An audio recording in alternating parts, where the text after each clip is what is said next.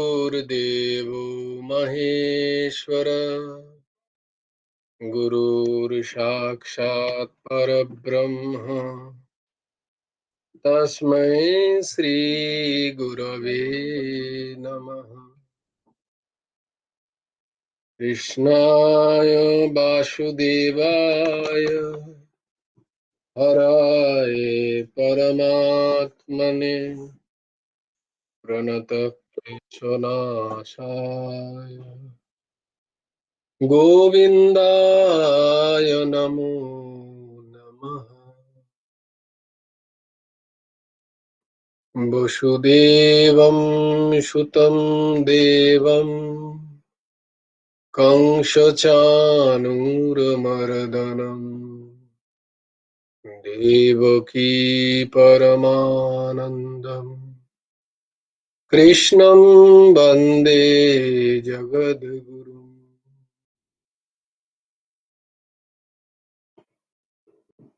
নবকুমার চতুষ্পাঠীর আরেকটি অধ্যায়ে তোমাদের সকলকে খুব খুব স্বাগত।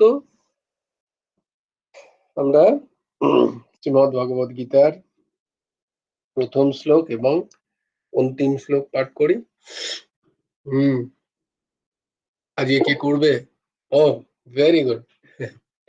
আজকে কানু কিমা করবে, বলো কানু কিমা প্রথম শ্লোক। ধৃতরাষ্ট্র উবাচ ধর্মক্ষেত্রে কুরুক্ষেত্রে সমবেদায়ুধুৎসবা মামাকাঃ পাণ্ডবশ্চৈব কিম কুর্বত সঞ্জয়। অন্তিম শ্লোক। যত্র যোগেশ্বরঃ কৃষ্ণ যত্র পার্থ ধনুর্ধরা তত্র শ্রীবিজয় ভূতি ধ্রুব নীতির্মতি মম। বাহ বাহ, very good, very good, very very good. খুব সুন্দর, খুব সুন্দর। খুব ভালো লাগছে। দেখো তোমাদেরও ভালো লাগবে এরপরে। এই গীতার আমরা দেখো শ্লোক মুখস্থ করেছি, আমরাও গীতার কয়েকটা শ্লোক জানি, তাই না? খুব সুন্দর। তো আমরা তাহলে কোথায় ছিলাম? শ্রীমদ্ ভগবদ গীতার তৃতীয় অধ্যায় কর্মযোগ, তার 32 নম্বর শ্লোক আমরা কালকে পড়েছি। 32, 32 নম্বর শ্লোক। আচ্ছা, এই রেকর্ডিং করে একটা সুবিধা হচ্ছে যে যারা থাকছি না আমরা, তারা অ্যাটলিস্ট রেকর্ডিংটাও পরের দিন শুনতে পাচ্ছি। এটা খুব সুন্দর, উর্জিসীমা দারুণ কাজ করছে। খুব স্পষ্ট রেকর্ডিং, খুব সুন্দর, খুব ভালো। তো তাদের জন্য একটা খুব সুবিধা হচ্ছে,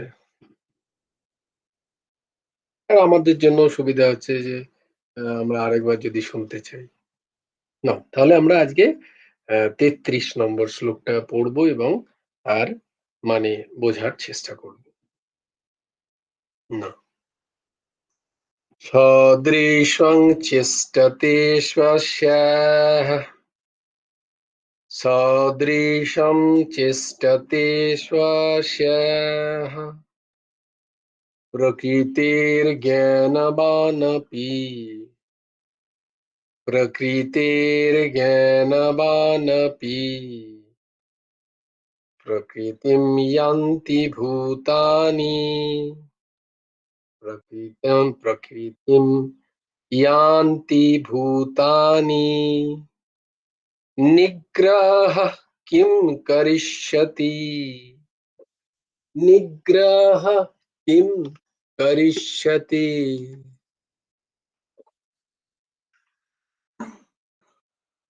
ভূতানি সমস্ত প্রাণী, প্রকৃতিম ইয়ান্তি প্রকৃতিকে অনুসরণ করে, জ্ঞানবান অপি জ্ঞানী ব্যক্তি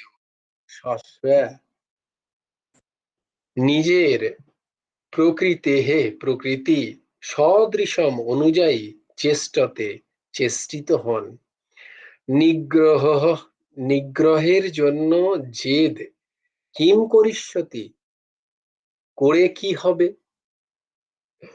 বাংলা মানেটা আমরা দেখে নিই। সমস্ত প্রাণী প্রকৃতিকে অনুসরণ করে, জ্ঞানী ব্যক্তিও নিজ প্রকৃতি অনুযায়ী কর্ম সম্পাদনের জন্য চেষ্টা করেন। তাহলে নিগ্রহের জন্য জেদ করে কি হবে? এই নিগ্রহ মানেটা কি? একটা হচ্ছে আগ্রহ আর একটা হচ্ছে নিগ্রহ, তাই না? আগ্রহ তো সবাই জানি আমরা, নিগ্রহ জানি না।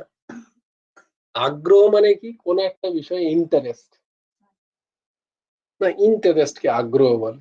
চাই না, চাই তো গ্রিড হয়ে গেল, ডিজায়ার হয়ে গেল। নিগ্রহ আগ্রহ মানে অত্যাচার না? না, নিগ্রহ মানে অত্যাচার নয়। আসছি আমি, আসছি মানে বলে দিচ্ছি। আগ্রহ মানে হচ্ছে কোন একটা জিনিসে আগ্রহ দেখানো, ইন্টারেস্ট দেখানো, you to show your interest. আর নিগ্রহ ঠিক উল্টো দিকে, মানে আগ্রহ দেখানো নয়, বা নিজেকে নিজের ইচ্ছাটাকে সরিয়ে নেওয়া সেখান থেকে। এখানে নিগ্রহ মানে হচ্ছে আহ নিগ্রহ মানে হচ্ছে যে ইন্দ্রিয় নিগ্রহর কথা বলা হয়। যে ইন্দ্রিয় যেহেতু বিষয়ে বিষয়ে প্রবৃত্ত হচ্ছে, মানে ইন্দ্রিয়গুলো আমাদের এই যে পঞ্চ কর্মেন্দ্রিয়, পঞ্চ জ্ঞানেন্দ্রিয়, তার নিজের বিষয়গুলোতে সে প্রবৃত্ত হচ্ছে ভোগ করার জন্য, সেইখান থেকে সরিয়ে নেওয়াটাকে বলা হয় নিগ্রহ করা, ইন্দ্রিয় নিগ্রহ, আহ, ইন্দ্রিয়কে নিগ্রহ করা। তো এখানে ভগবান বলছেন যে প্রকৃতি তো সবকিছু করছে, তাহলে এই ইন্দ্রিয় নিগ্রহ করে কি হবে? এর মানেটা কিন্তু খুব সুদূর পরাহত। বলে তাহলে এতদিন ধরে তো তাই পড়লাম যে ইন্দ্রিয়কেই নিগ্রহ করতে হবে। ইন্দ্রিয়ের শব্দাদি যে সমস্ত বিষয়, শব্দ, রূপ, রস, গন্ধ, স্পর্শ, এগুলোকে নিগ্রহ করতে হবে, এটাই তো পড়লাম। আবার এখন ভগবান বলছেন তাহলে ইন্দ্রিয়র এইসব বিষয়গুলোকে নিগ্রহ করে কি হবে? না, মানেটা হচ্ছে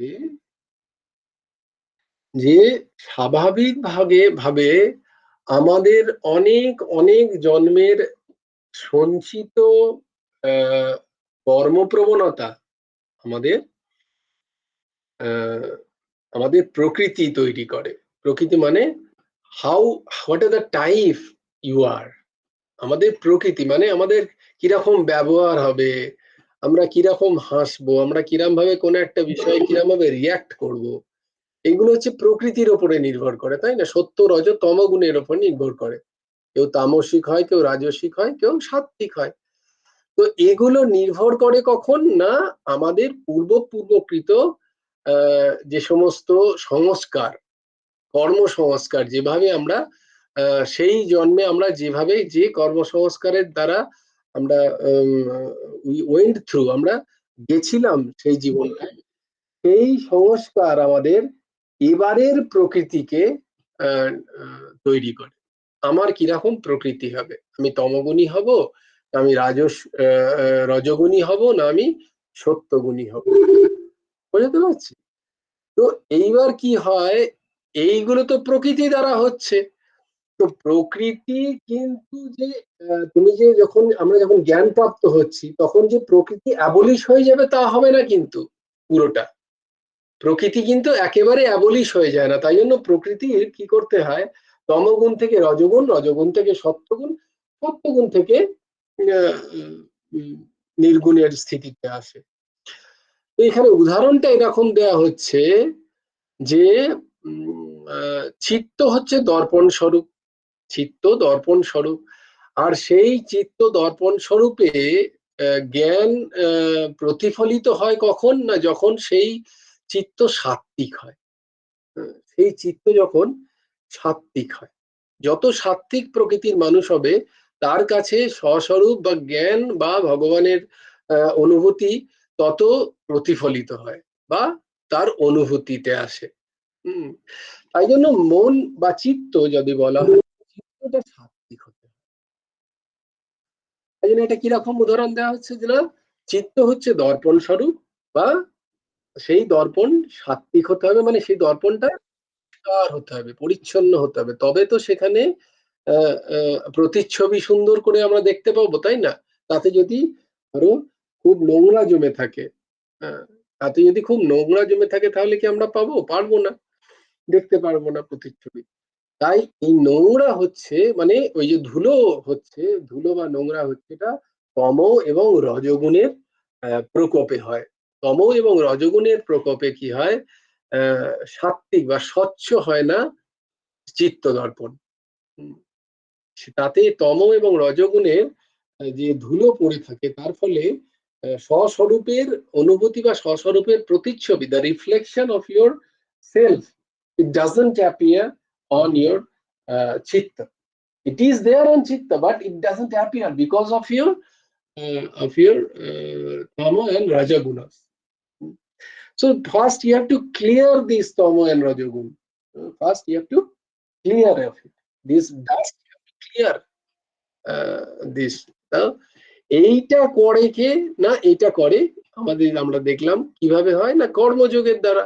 আমরা দেখলাম না চিত্ত শুদ্ধি কি করে হয়, কর্মযোগের দ্বারা।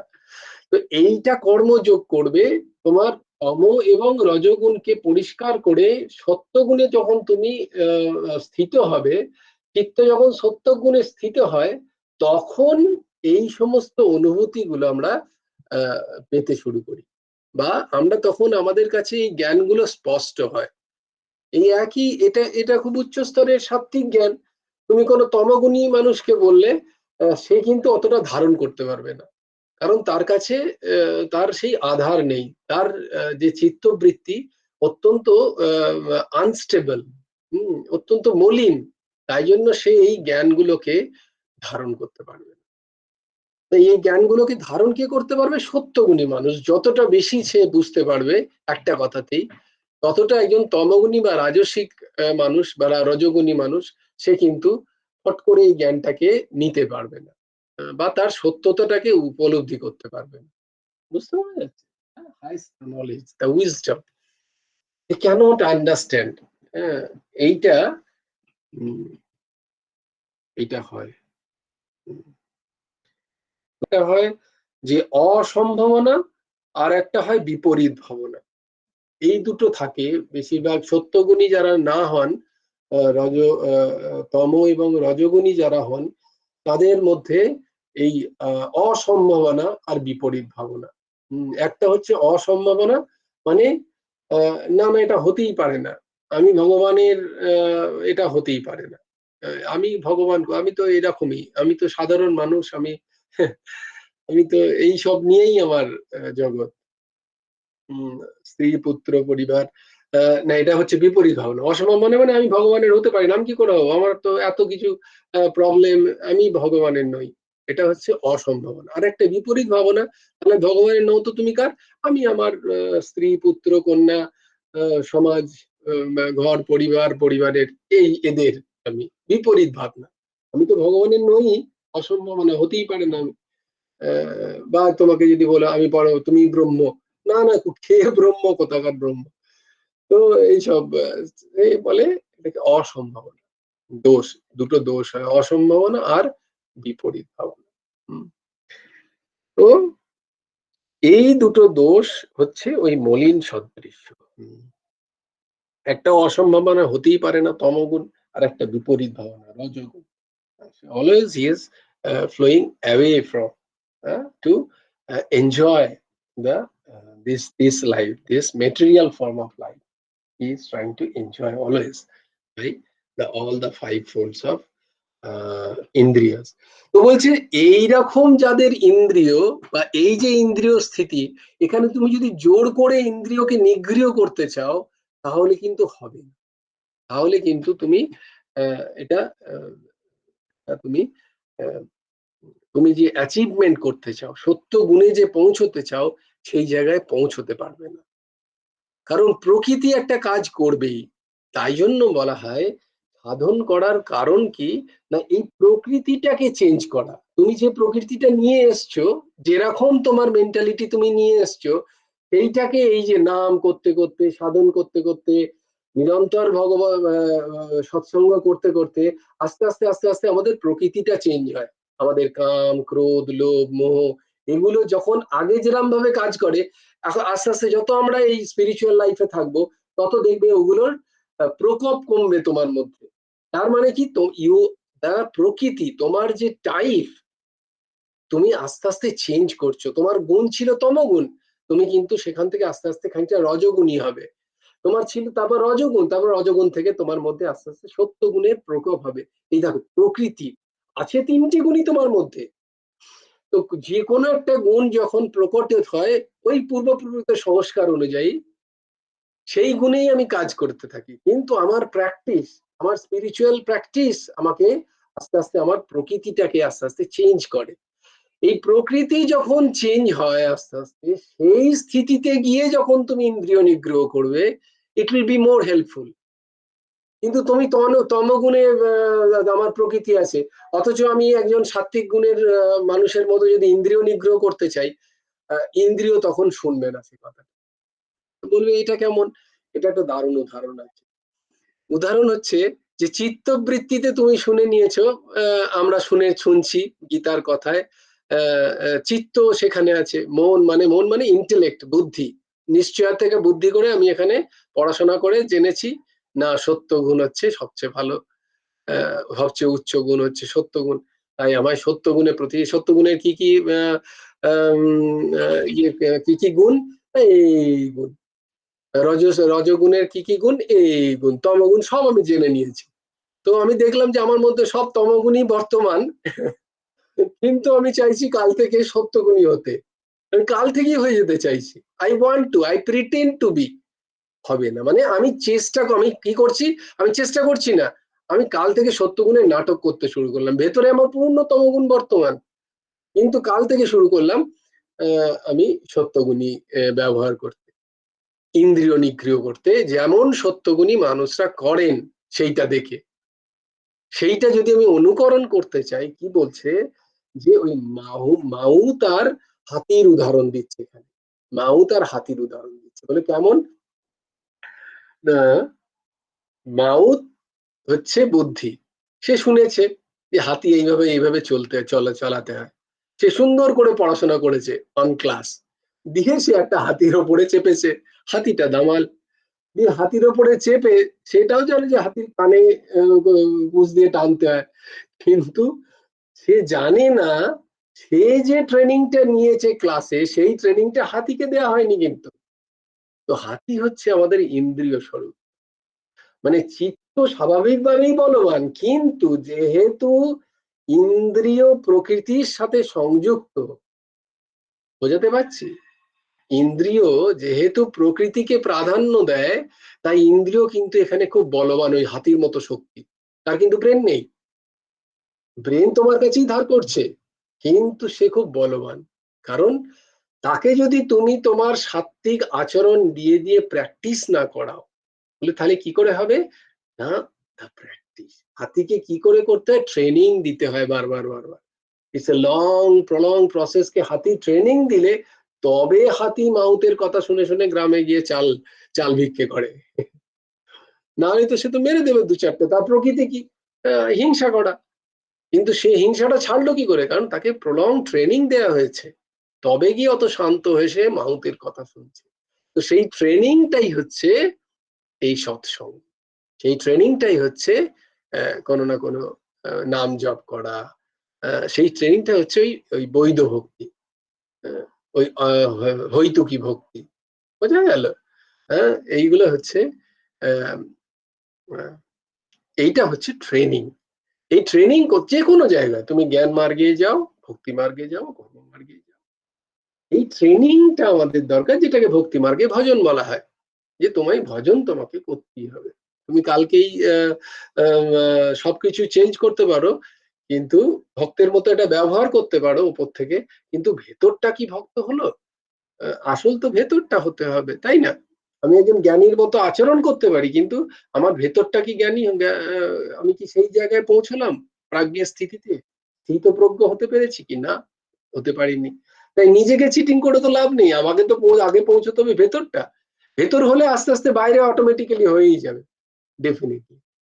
কিন্তু সেই ভেতরটা নেই, অথচ আমি ইন্দ্রিয়গুলোকে জোর করে তাকে দাবাচ্ছি, তাহলে কিন্তু খুব কঠিন হয়, খুব খুব মুশকিল হয়। তাই জন্য ভগবান এখানে বলছেন যে স্বাভাবিকভাবেই জ্ঞানীরাও, যারা পরম জ্ঞানী, তাদেরও দেখবে আলাদা আলাদা রকম, তাদের প্রকৃতি আলাদা আলাদা রকম, তাই না?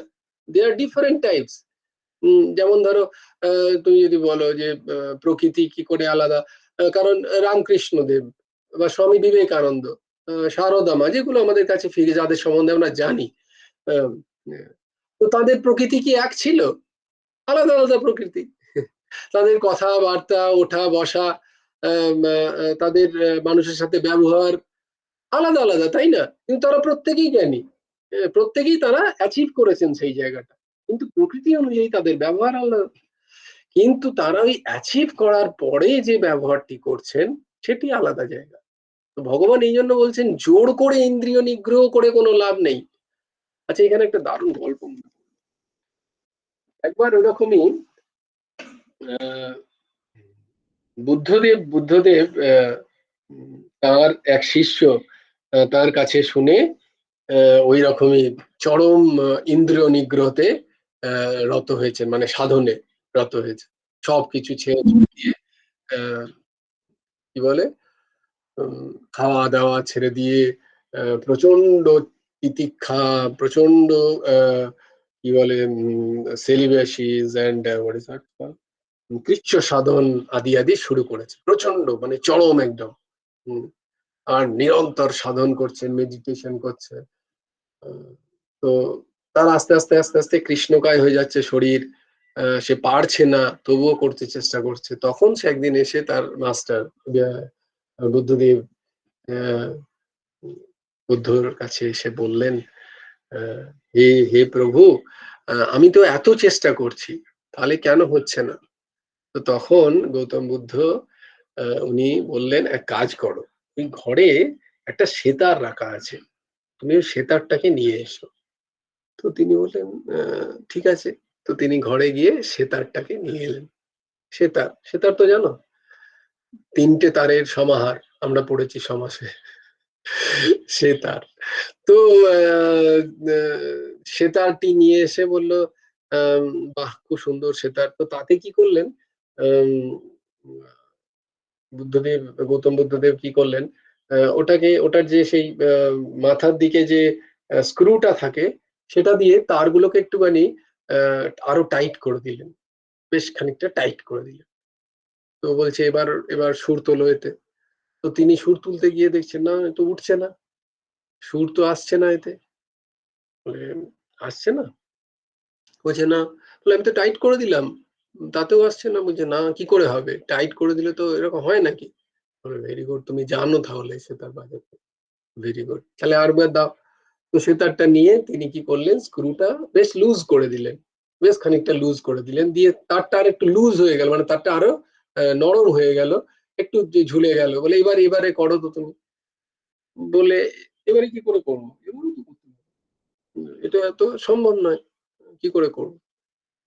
বলছে তাহলে দেখেছো, সেতার একটা বাদ্যযন্ত্র, হ্যাঁ, সেটার তারকে যদি খুব টাইট করে দাও তাহলেও কিন্তু সে সুরে বাজবে না, আবার সেই তারটা যদি লুজ হয়ে যায় তাহলেও কিন্তু সে সুরে বাজবে না, মানে সেখানে সে আর সুর তোলা যাবে না।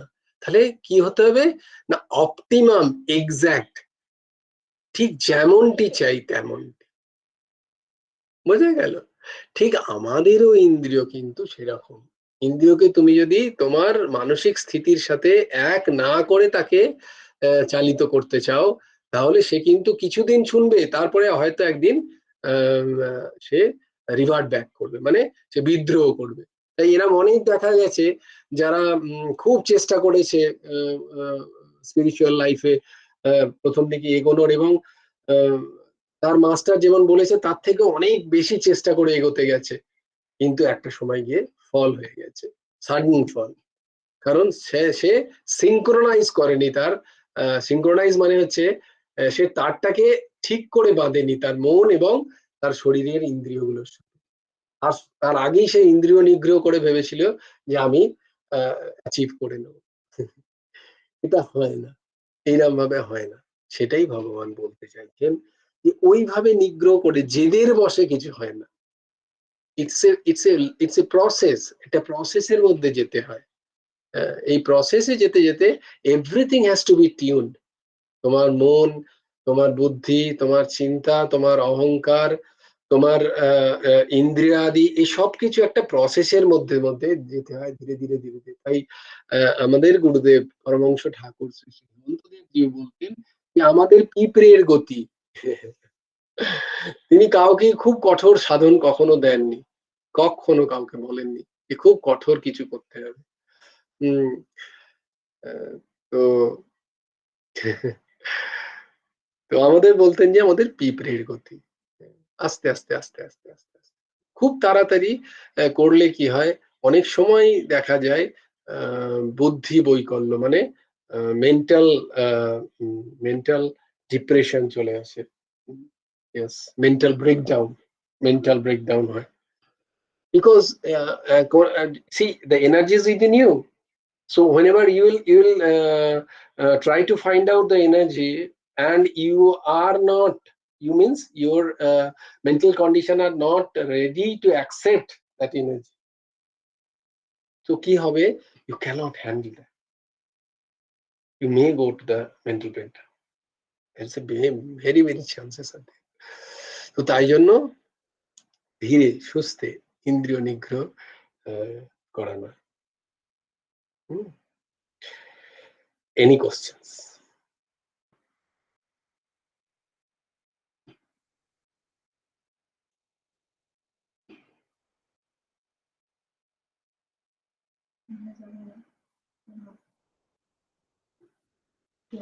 No questions, huh?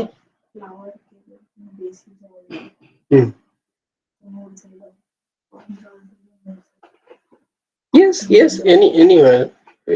কলাপিকা উদাহরণ দিচ্ছে যে কোনো ফুলের গাছকে যদি খুব বেশি জল দাও তাহলেও সে নষ্ট হয়ে যেতে পারে, আবার জল যদি একেবারেই না দাও তাহলেও নষ্ট হচ্ছে। Good example. Yes, it's like that always. So you should put optimum water like that, right? বেশ, তাহলে আমরা তাহলে ইয়েতে চলে যাই, আমাদের নামে চলে যাই। ও, কালকে একটি বিশেষ দিন, তোমরা সবাই খেয়াল রেখো, জন্মাষ্টমী কালকে, কৃষ্ণ জন্মাষ্টমী। যিনি বলছেন তার জন্ম কালকে। So enjoy all of you. কালকে একটু সাত্বিক অবস্থায় সবাই থাকার চেষ্টা করো, আহার বিহার সবকিছু। তোমাদের কি ছুটি আছে কালকে, না কাল না পরশু? ও, কাল ছুটি, তাহলে তো খুব ভালো। তাহলে সবাই চেষ্টা করো একটু সাত্বিক আহার করার। সাত্বিক আহার মানে অল 5 ইন্দ্রিয়াস, সমস্ত 5টা ইন্দ্রিয় দিয়ে সাত্বিক আহারের চেষ্টা করো। জন্মদিনের আগাম শুভেচ্ছা দাদা। হ্যাঁ, ঠিক ঠিক ঠিক। নন্দঘর আনন্দ भयो। আচ্ছা দেখো, এগিয়ে নিয়ে যেতে হবে। হ্যাঁ, নন্দঘর হচ্ছে আমাদের হৃদয়ে নন্দঘর, আর সেখানে আনন্দ भयो। সেখানে দেখো, ওই জন্য বলছি, কোথাও বলেননি যে নন্দঘর কৃষ্ণ भयो, নন্দঘর মাধব भयो, ऐसे कि नहीं बोला, নন্দঘর আনন্দ भयो। কারণ রস বহি সহা, তিনি কে না সেই রস স্বরূপ, আনন্দ স্বরূপ। তাই আমাদের হৃদয়ে যে আনন্দ, সেটি তিনিই। সেটি যখন অবিচ্ছিন্ন হবে তখন তাকে প্রাপ্ত হয়েছি, এটা বোঝা যায়, ইরেসপেক্টিভ আওয়ার প্রকৃতি এবং পরিবেশ। তো কালকে ঠাকুরের কাছে আনন্দ কন্দ ভগবান শ্রীকৃষ্ণর শ্রীচরণে প্রার্থনা, তোমাদের প্রত্যেকের হৃদয়ে চিত্তে তিনি আনন্দ রূপ হয়ে এসে জন্ম নিক। জন্ম তো হয়েই আছে, খালি আমাদের বোঝা যে তিনি আছেন। তিনি নিত্য নিরন্তর রূপে সবার হৃদয়ে বর্তমান। হৃদ্যেশ্বর অর্জুন তিষ্ঠতি, ঈশ্বর সর্বভূতানাম হৃদ্যেশ্বর, তিনি সকলের হৃদয়ে বর্তমান। তিনি বলবেন তোমাদের মধ্যে এক্ষুনি, তাহলে কি যারা যারা দুরাচারী, যারা বাজে কাজ করছে তাদের হৃদয়ে বর্তমান? খুব নর্মাল কোশ্চেন আছে একজনের, যে তাদের হৃদয়ে যদি ভগবান বর্তমানই থাকেন তাহলে তারা এই কাজগুলো করছে কি করে? আসে না? Normal question. আমি অনেক অনেক ইন্টেলিজেন্ট এবং আইআইটি থেকে পাশ করা আমার বসই বলতে পারো, আমাদের বস, তিনি ব্রহ্মকুমারী করেন, and it's a big question in front of me.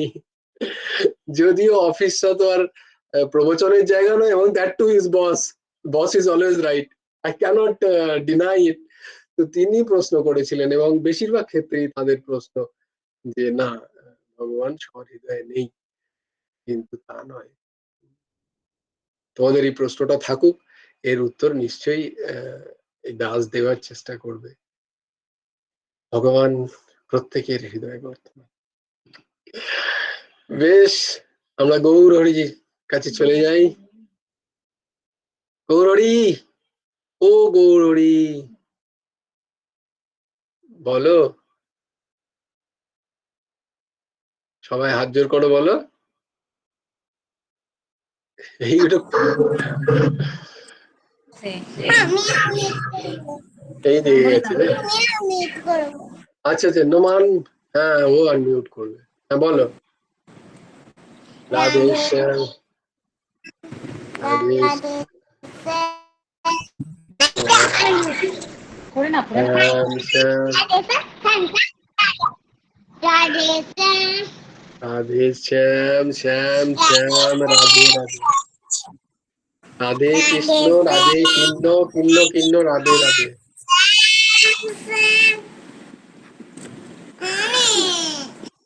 Radhe, জয় গুরু রাধে। সারা রাত ভজন করার ইচ্ছা নেই আমাদের, সারা রাত হরিনাম করার। আচ্ছা বেশ, জয় গুরু রাধে শ্যাম, জয় জয় পরমহংস ঠাকুর শ্রী শ্রী হেমন্তদেব জিউর জয়। জয় গুরু রাধে শ্যাম, আপন আপন গুরু ভগবানের জয়। জয় গুরু রাধে শ্যাম, শ্রী হেমন্ত দেবার্পণমস্তু। জয় গুরু রাধে শ্যাম। সবাই ভালো থেকো, সুস্থ থেকো। ইয়েস, কালকে এবং পরশুদিন নাইট আছে, ক্লাস থাকবে। তোমরা